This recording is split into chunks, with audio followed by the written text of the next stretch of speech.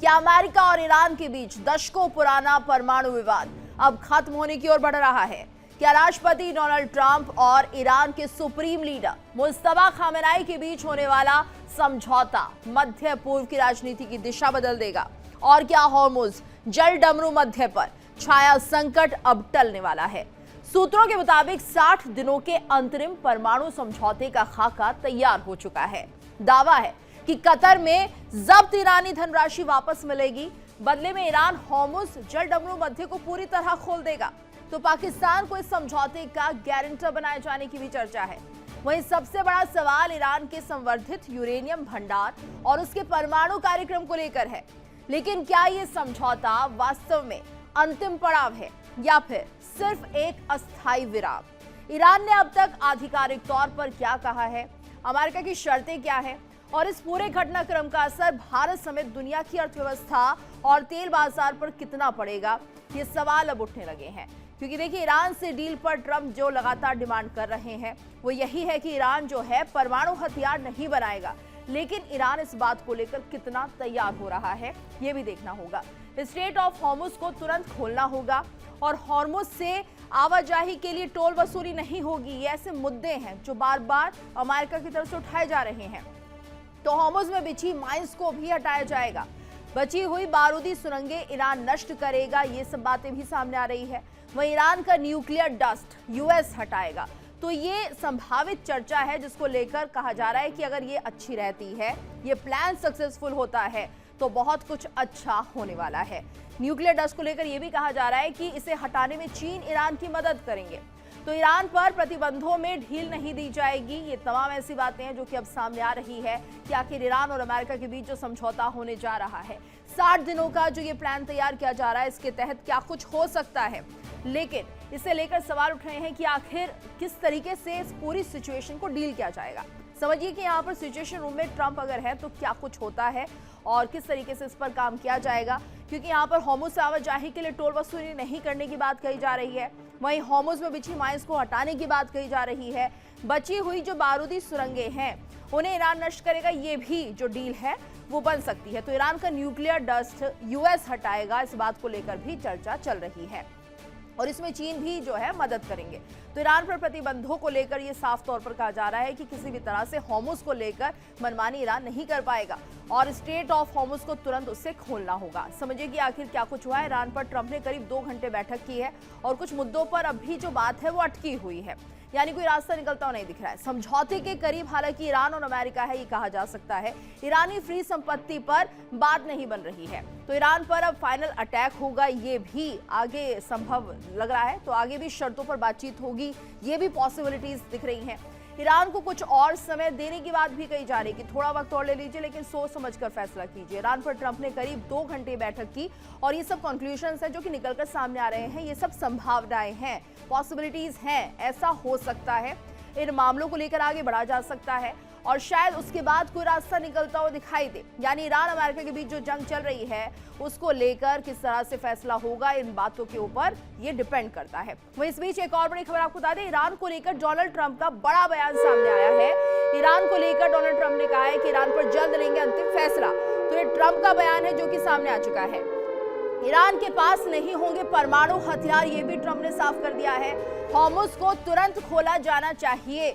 Hormuz में समुद्री बारूदी सुरंगें खत्म कर दी जाएंगी। ट्रंप का ये बड़ा बयान इस वक्त माना जा रहा है। तो ईरान के पास कोई परमाणु हथियार नहीं होगा, ट्रंप ने एक बार साफ किया है। तकरीबन 2 घंटे की बैठक और कई बड़े फैसले, कई बड़ी बातें निकलकर सामने आई और ऐसे में ट्रंप ने साफ कर दिया है कि हॉर्मुज में जो समुद्री बारूदी सुरंगें हैं उन्हें खत्म कर दिया जाएगा। और देखिए इसी को लेकर लगातार चर्चा चारों तरफ चल रही है। हम भी आज इसी को लेकर चर्चा करने जा रहे हैं और ऐसे में हमारे साथ मेहमानों का खास पैनल भी जुड़ चुका है। हमारे साथ retired group captain U K Devnath ji जुड़े हुए हैं, डॉक्टर राम श्रीवास्तव जी जुड़े हुए विदेश मामलों के जानकार है, करुणी सिंह जी जुड़े हुए भू राजनीतिक विश्लेषक हैं। आप सभी का बहुत बहुत स्वागत है। और जिस तरह से पूरा माहौल इस वक्त बनता हुआ दिखाई दे रहा है, देवनाथ सर, हम समझना चाहेंगे फिलहाल क्या स्थिति बन रही है, कितनी संभावनाएं यहाँ पर पीस टॉक की हो सकती है या किसी बात को लेकर, खासतौर से यूरेनियम संवर्धन को लेकर क्या ये जो बात है वो हॉट टॉक हो सकती है, क्या कुछ पॉसिबिलिटीज आप देख रहे हैं? जी हाँ, सिचुएशन रूम से ऐसी खबरें आ रही हैं कि ट्रंप हैं वो बातचीत कर रहे हैं अपने कैबिनेट के जो दूसरे मेंबर्स, मार्को रूबियो होंगे, पीट हेग्सेथ होंगे, विदेश मंत्री हैं, दूसरे मिनिस्टर ऑफ वॉर हैं। ये दोनों ही उनके प्रिय हैं। होता क्या है कि ऐसे डिस्कशन में हमेशा ट्रंप अपने को ऐसे लोगों से घेर लेते हैं जो कि ट्रंप को कभी भी दूसरा कोई सलाह ना दें। जी। ट्रंप ऐसे मीटिंग्स में हमेशा अपने को ऐसे लोगों से घेर लेते हैं जो ट्रंप के जो सलाहकार हैं, मार्को रूबियो की बात कर रहा हूँ, पीट हेग्सेथ की बात कर रहा हूँ, इनको मालूम है कि ट्रंप क्या सुनना पसंद करेंगे और ऐसे मीटिंग में यह हमेशा वही कहते हैं जो कि ट्रंप सुनना पसंद करेंगे। एक, कि ईरान परमाणु बम बनाने वाला है, तो ईरान जिस दिन परमाणु बम बना लेगा अगले दिन ही वो इजराइल के ऊपर फेंक देगा। तीन, इसके पहले कि ईरान परमाणु बम बनाकर इजराइल के ऊपर फेंक दे, हमें ईरान को काबू में लाना पड़ेगा। चार, एकमात्र तरीका है बम गिराओ ईरान के ऊपर, और बम गिराओ और बम गिराओ।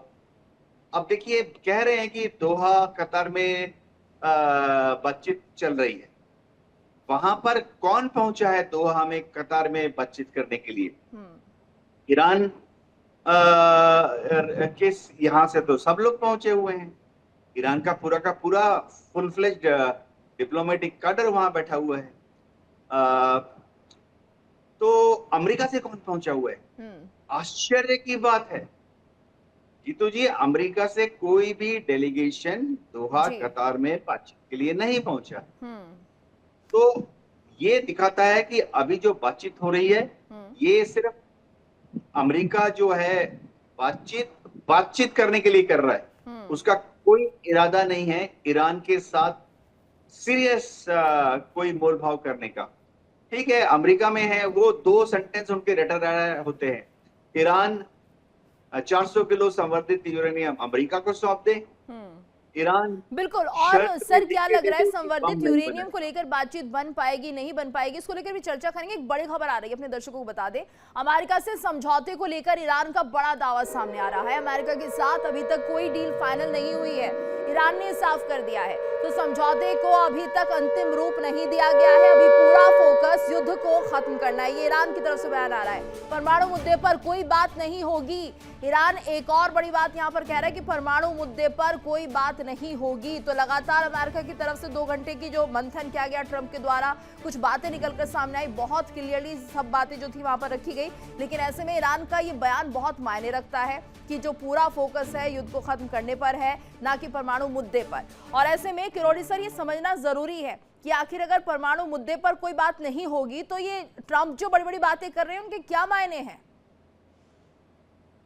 देखिए, इसका कोई मतलब नहीं है कि क्या चाहते हैं अमेरिका, क्या चाहती है ट्रंप, क्या चाहते हैं अमेरिका और ट्रंप ये चाहते हैं कि इजराइल की रीजनल सुप्रीमेसी इस्टेब्लिश की जाए वेस्ट एशिया में, जो संभव नहीं है, जो मिडिल ईस्ट के कंट्री नहीं चाहेंगे। दूसरा, ये अमेरिका ये चाहता है कि अमेरिका की सुप्रीमेसी या हेगेमनी दुनिया में बनी रहे, और उस हेगेमनी को बनाए रखने के लिए वो अपनी इमेज भी बना के रखना चाहता है। यही उनको संकट है, क्योंकि इजराइल के साथ वो रीजनल वार में अगर होता है तो उसकी प्रतिष्ठा गिरती है, जो ऑलरेडी गिर चुकी है, उसके मित्र राष्ट्र भी साथ नहीं हैं। दूसरा यह है कि वो रीजनल हेगेमनी है, इसको लेके ट्रंप की टीम है, उसमें काफ़ी डिफरेंसेस हैं, क्योंकि वहाँ के वाइस प्रेसिडेंट चाहते हैं कि अमेरिका को पूरी दुनिया की हेगेमनी की बात अब नहीं करनी चाहिए। अमेरिका अकेला नहीं है, दुनिया में और भी हैं, अनकंटेस्टेड सुप्रीमेसी नहीं है। दूसरी तरफ जो हेग्सेथ है, रूबियो है, बेसेंट है, ये अलग लॉबी है, जिसको मैं अगर सिविलाइजेशनल टर्म्स में कहूँ तो ये है क्रिश्चियन जियोनिस्ट लॉबी। वो ये चाहती है कि अल्टीमेट जो स्ट्रगल होगा, संघर्ष होगा, वो सिविलाइजेशंस के बीच में होगा, और उसमें इस्लामिक सिविलाइजेशन है, वो अमेरिका के लिए बहुत बड़ा चैलेंज है। अब इनमें ट्रंप का धर्म संकट ये है कि अगर वो इजराइल की सुप्रीमेसी स्टेब्लिश करता है, इजराइल के कहने से चलता है, ईरान को बर्बाद करने तक संघर्ष रखता है, तो प्रतिष्ठा पे और धक्का लगेगा। क्योंकि आज भी दुनिया के देश ये मान के चलते हैं कि जो आज संकट है अलग अलग देशों में, ऊर्जा का या महंगाई का या जो भी संकट है, उसके लिए अमेरिका, इजराइल जिम्मेदार है, ईरान को जिम्मेदार नहीं ठहरा रहे हैं। तो ऐसी स्थिति में वो एक तो ये चाहते हैं, उधर का वो अपनी सुप्रीमेसी भी चाहते हैं, वो चाहते हैं दुनिया में अमेरिका स्पॉन्सर्ड ऑर्डर हो, हर देश ऐसा हो जहां अमेरिका का समर्थित सरकार हो। तो वो आज की दुनिया में पॉसिबल नहीं है, जिसके लिए वहां के वाइस प्रेसिडेंट हैं वो इसके लिए दबाव बना रहे हैं। इसलिए मुझे लग रहा है वाइस प्रेसिडेंट को भी अभी साइडलाइन कर रहे हैं। अब जो समझौता हुआ है, जो मेमोरेंडम ऑफ अंडरस्टैंडिंग, समझौता तो नहीं है, एक समझ जो विकसित हुई कतर में, उसको लेके ईरान सही कह रहा है कि अभी उसके पास कोई सूचना नहीं है अमेरिका वो एक्सेप्ट कर रहा है नहीं कर रहा है, क्योंकि वो समझ ये है कि होर्मुज को 1 महीने में खोला जाएगा। मीनवाइल अमेरिका भी अपना ब्लॉकेड खत्म कर देगा और ईरान को जो कुछ फंड्स हैं उनको रिलीज किया जाएगा और सेकेंड स्टेज में न्यूक्लियर पावर को लेके बात होगी और उसमें 3 ऑप्शन हो सकते हैं। या तो ईरान उसको डिस्ट्रॉय करे, अमेरिका को दे दे, थर्ड कंट्री को दे दे। थर्ड कंट्री के लिए अमेरिका बिल्कुल तैयार नहीं होगा, अमेरिका को ईरान देगा नहीं, डिस्ट्रॉय करना भी मुश्किल लग रहा है। तो ये माना जाए कि यहाँ पर जो परमाणु मुद्दा है वो सॉर्ट आउट होता हुआ नहीं दिख रहा है। अगर हम ये सोचे कि सेकंड राउंड ऑफ टॉक में भी अगर ऐसा कुछ होता है तो वहां पर मामला फिर बिगड़ेगा। बिल्कुल निश्चित रूप से बिगड़ेगा। अभी समझौते की कोई गुंजाइश मुझे लग नहीं रही है, लेकिन अमेरिका के लिए जो वार का ऑप्शन है वो बिल्कुल वायबल नहीं है, ये अमेरिका ने कैलकुलेट कर लिया है। तो फुल फ्लेज्ड वार अमेरिका खुद नहीं चाहेगा, क्योंकि ईरान एग्रेसर नहीं बनेगा। एग्रेसर बने अमेरिका बने या इजराइल बने, और दोनों ही हालत में पहले भी एग्रेसर बने तो आइसोलेट हो गए अमेरिका और इजराइल। ईरान के लिए तो जो है सो है, ट्रम्प के, लेकिन अमेरिका के लिए इस वक्त कहीं ना कहीं पसोपेश बढ़ गई है। उन्हें समझ नहीं आ रहा है कौन सा फैसला ले। युद्ध की भी अगर करते हैं तो वो भी सही दिशा में नहीं जाता हुआ दिख रहा है, नुकसान उसमें ज्यादा दिख रहा है। और ऐसे में राम सर क्या माना जाए इस पूरे मामले को लेकर, क्या कोई और ऑप्शन भी खुलती हुई दिखाई दे रही है या अमेरिका को थोड़ा झुकना ही यहाँ पर पड़ेगा? देखिए इंडिया डेली 24/7 अब आपकी स्मार्ट टीवी पर। इंडिया डेली मौजूद है सभी डिजिटल प्लेटफॉर्म पर लाइव और लगातार। इंडिया डेली 24/7 हर दिन राष्ट्र को समर्पित।